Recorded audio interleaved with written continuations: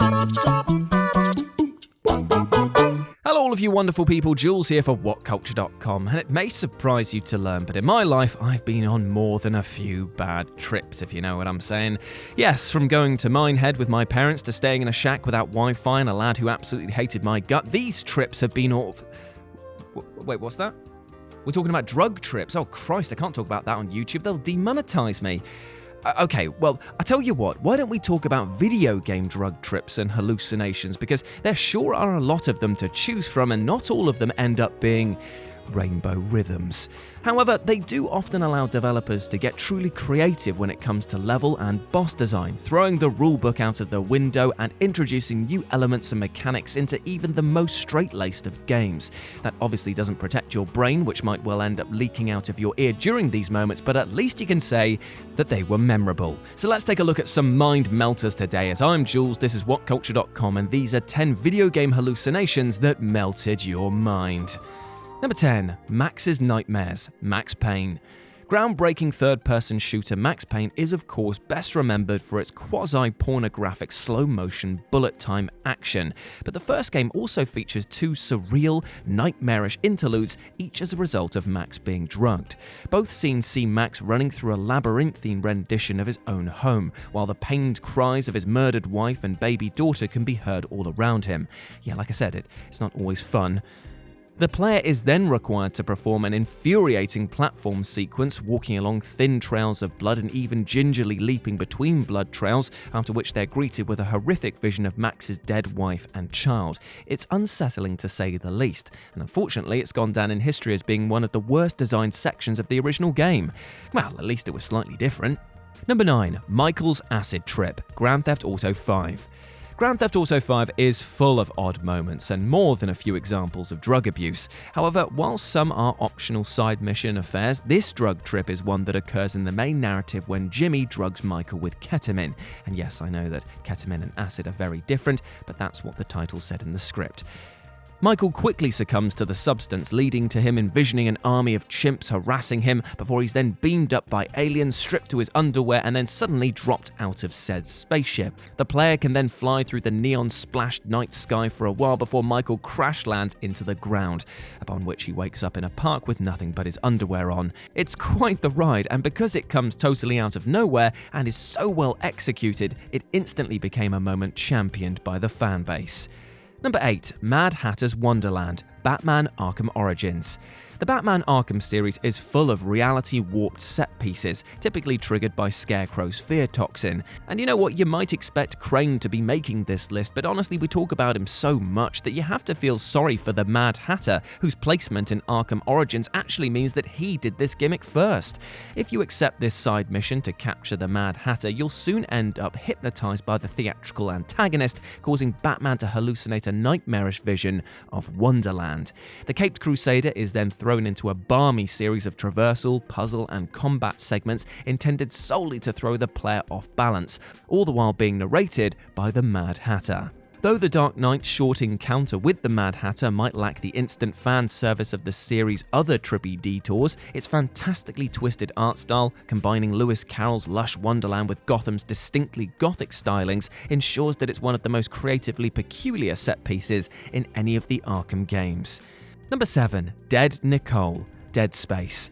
Hallucinations are the foundation of the already terrifying Dead Space experience, with protagonist Isaac Clarke not only fighting his way through a slew of reanimated, mutated corpses in space, but also having to put up with terrifying visions created by the mysterious alien technologies known as the Markers. Throughout the game, you'll not only encounter subtle hallucinogenic elements such as voices whispering and marker symbols, but also persistent visions of Isaac's girlfriend Nicole, who, unbeknownst to both the player and Isaac at the time, has actually already killed herself. This culminates in the game's pant-filling final jump scare, where just as Isaac's traumatic journey appears to be over, he turns around to be met by a dead version of Nicole. Then it cuts to black. The end. Jesus wept. Who do I send my dry cleaning bill to, as otherwise I'm gonna have to burn this bloody sofa? Number 6. The Sanity Effects, Eternal Darkness.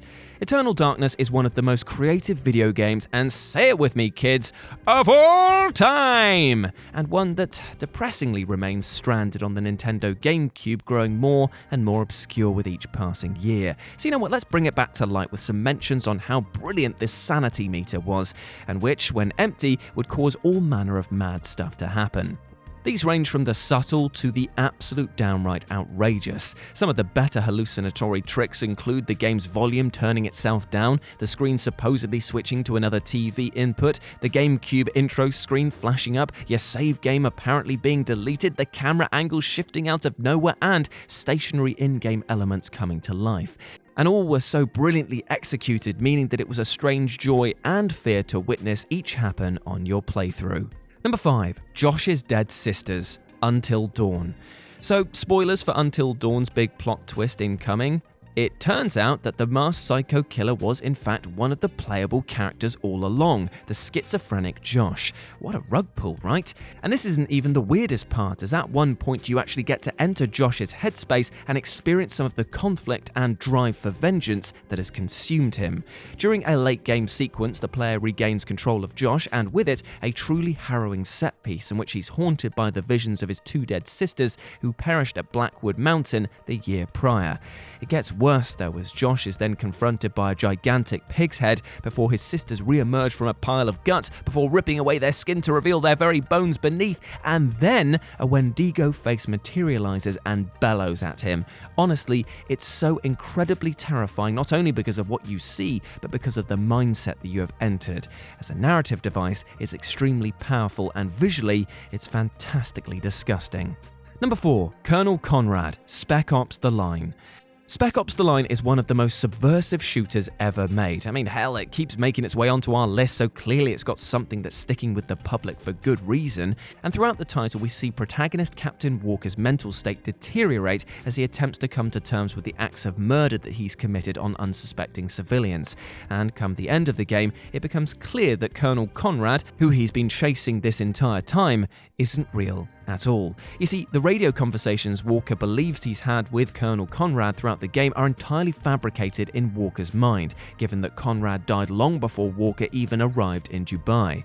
The game ultimately climaxes with the trippiest hallucination of all, with Walker and, air quotes, KONRAD confronting one another. Depending on the player's response, the sequence will either end with Walker killing himself or purging KONRAD from his mind.